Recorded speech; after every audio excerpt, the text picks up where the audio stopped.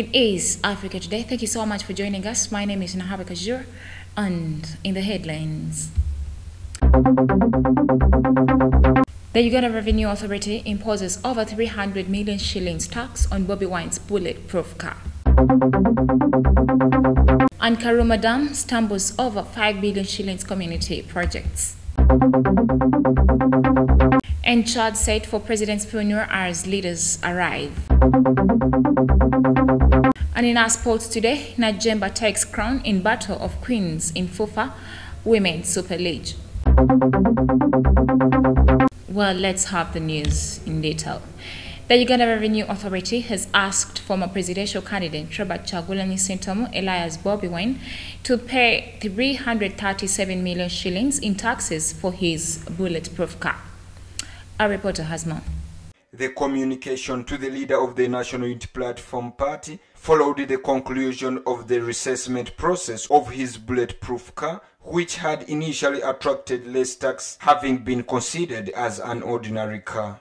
The April 22, 2021 letter was signed by Mr. Abel Kagumire, the Commissioner for the Customs Department, states that it was established that the declaration made via Customs Reference 54 of February 12, 2021 did bear falsehood of clearing it as a normal vehicle, yet it was armored contrary to the Section 203 of the East African Community Customs Managing Act 2004.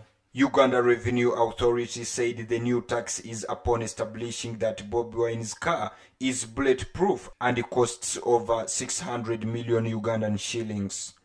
Mr. Kagumire's letter further states that Customs has re-evaluated the motor vehicle using alternative methods of valuating and appraised a customs value of over 367 million Ugandan shillings.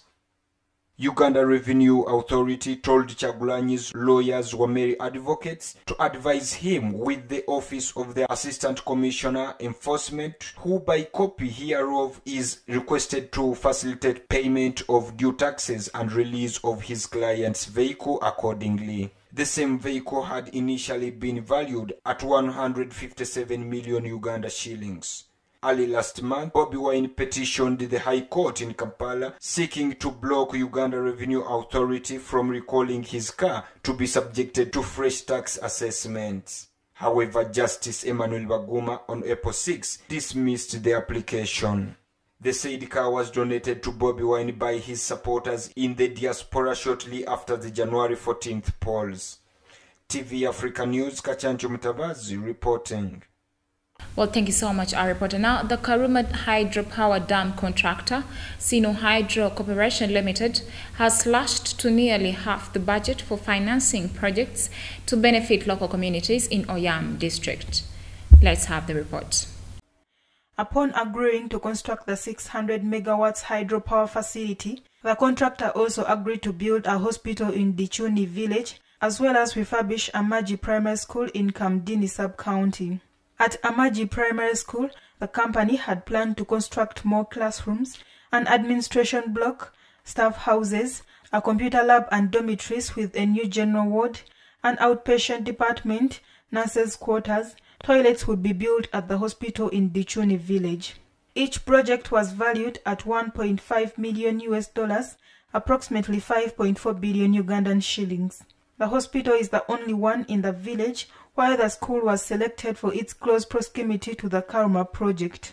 However, in an interview with TV Africa, Mr. Badru Chigundu, the Karuma and Isimba Hydropower Dams Steering Committee chairperson, said the contractor recently told the government that it was unable to finish all the agreed structures. The construction works of both Dichuni General Hospital and Amaji Primary School are 87% complete. The company also agreed to give Masindi Military Hospital a facelift at the same cost.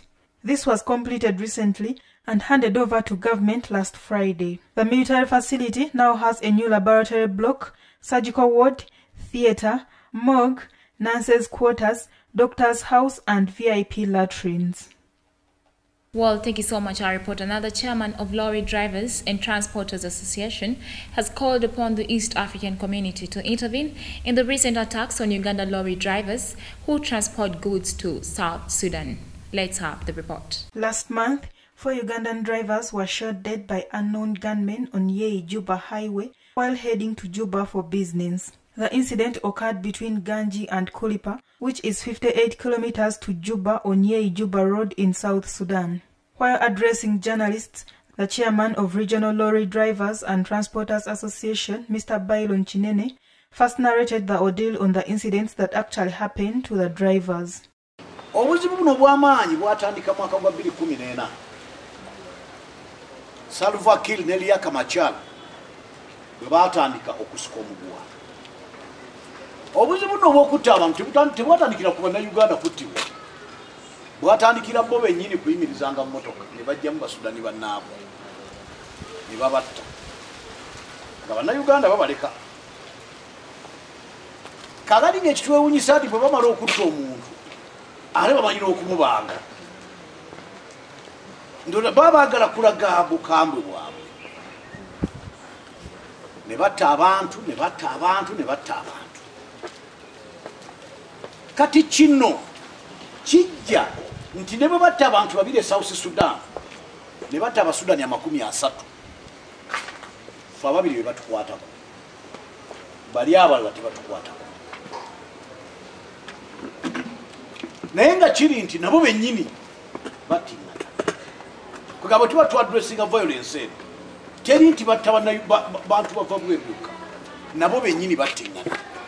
Chinene said government has been apathetic on the matter since victims of the attack have not been compensated up to date, hence calling upon the East African community to intervene.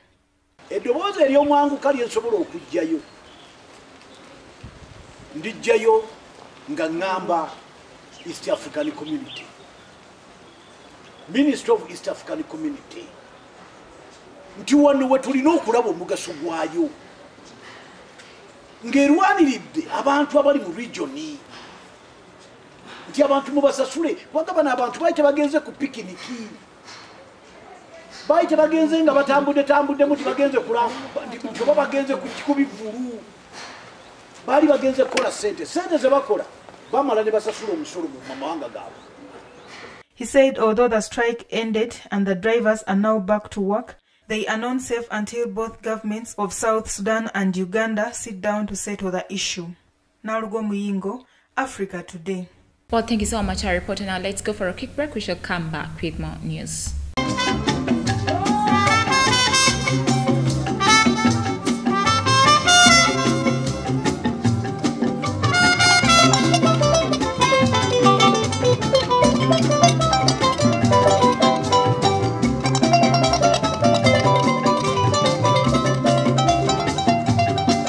Welcome back for the break. You're still watching TV Africa, the right to know. Now, in our international news today, African presidents have begun arriving in Chad ahead of the late Chadian president's funeral ceremony, slated for April 23rd at the Place de la Nation in the capital. Let's have the report. Niger's President Mohamed Bazoum touched down in the Chadian capital N'Djamena on Thursday, a day before the funeral of the late Chadian president Idriss Déby.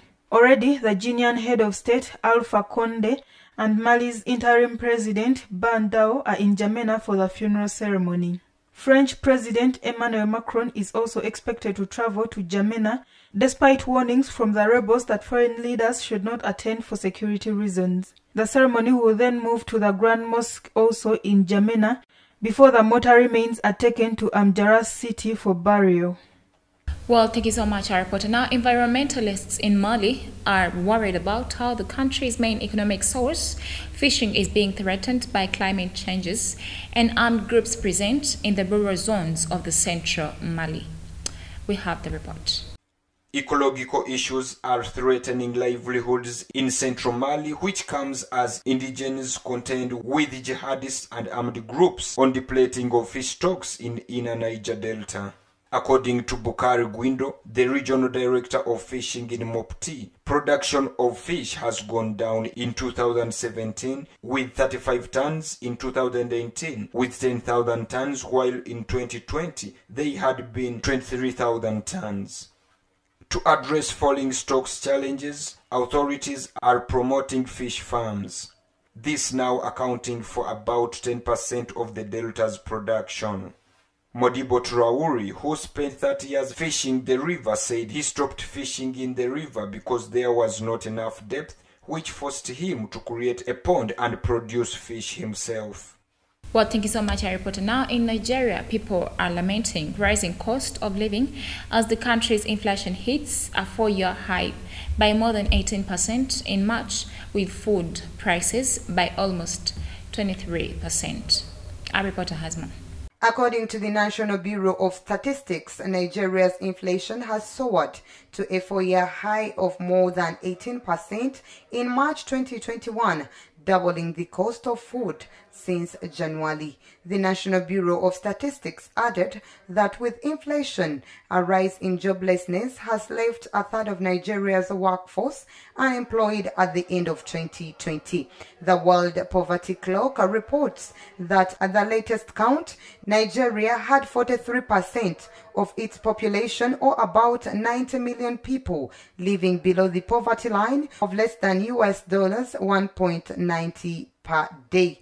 Business leaders and financial analysts say curbing inflation is key to rebooting the economy. Thank you so much, our reporter. Now, the guilty verdict in the trial over George Floyd's death was just not celebrated in America, but also in South Africa. Our reporter has more. A civil rights activist who organized Black Lives Matter protests in South Africa said on Wednesday he welcomed the conviction of a former United States police officer, Derek Chauvin, for the killing of George Floyd with his knee on the neck. The incident triggered worldwide protests, violence, and a furious re-examination of racism and policing in the U.S. Themba Masango, the Secretary General of Civil Rights Movement, not in my name, said he was encouraged to see that justice had been served. He called on the South African government to take lessons from the verdict, saying he felt there were too many cases of police brutality in the country.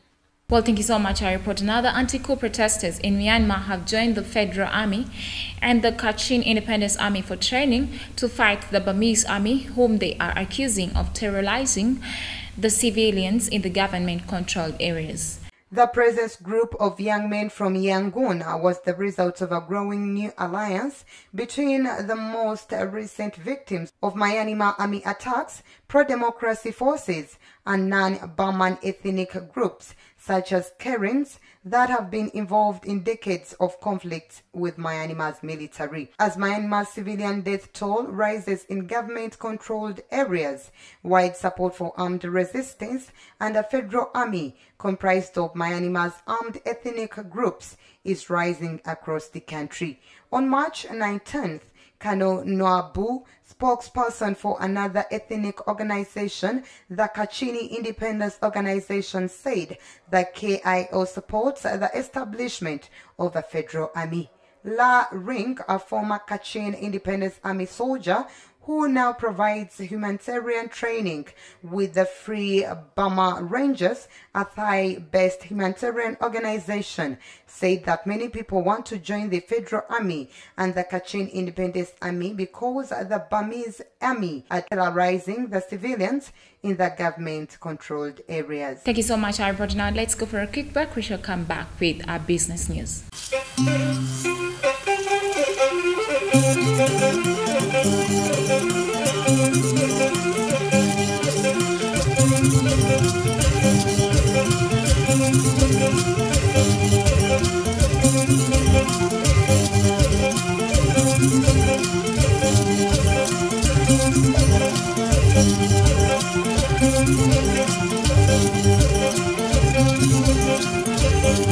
Welcome back from the break. You're still watching TV Africa, the right to know. In our business news today, Libya National Oil Company has declared a state of force measure following a rejection of the national budget on Tuesday. Let's have more. A rejection of the national budget in Libya has led to the halt in oil production, thus declaring a state of force majeure by the National Oil Company, which allows the company to exonerate itself from its legal responsibility towards its clients. Libya's national budget has been slowed to a vote and was rejected on Tuesday by the House of Representatives. The development further compounds the long-standing feud between the National Oil Company chairman Mustafa Sanala and the Central Bank Governor Sadiq Al-Kabil, who has been keeping a tight lead on the public purse for months. For March of 2020, Libyan oil output was halted after Eastern-based forces in the country's civil war blockaded oil terminals, causing NOC to declare force majeure on oil exports.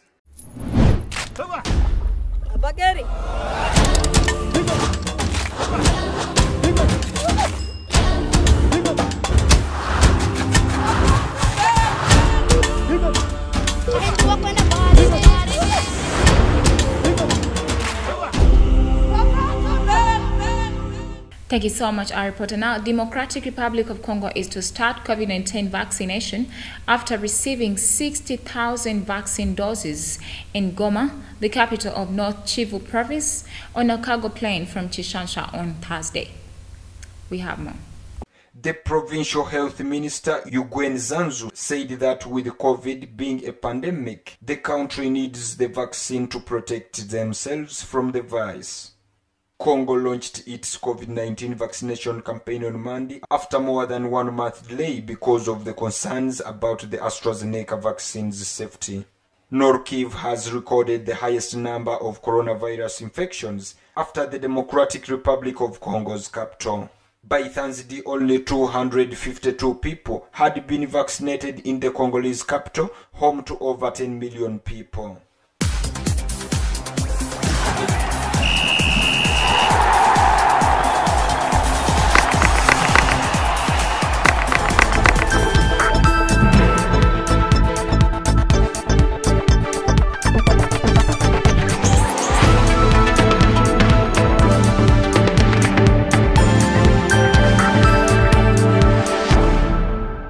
Well, in Africa Today Sports, Afauzia Najemba was the difference as Kampala Queens overcame Toro Queens in a closely contested affair played at the FUFA Technical Center on Friday.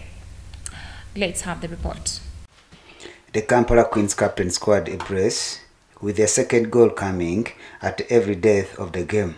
Afauzia Najemba, the Crescent Queens striker, who had looked bland in the first two games, came to the party to lift her team and brighten their chances of making it to the championship playoff C.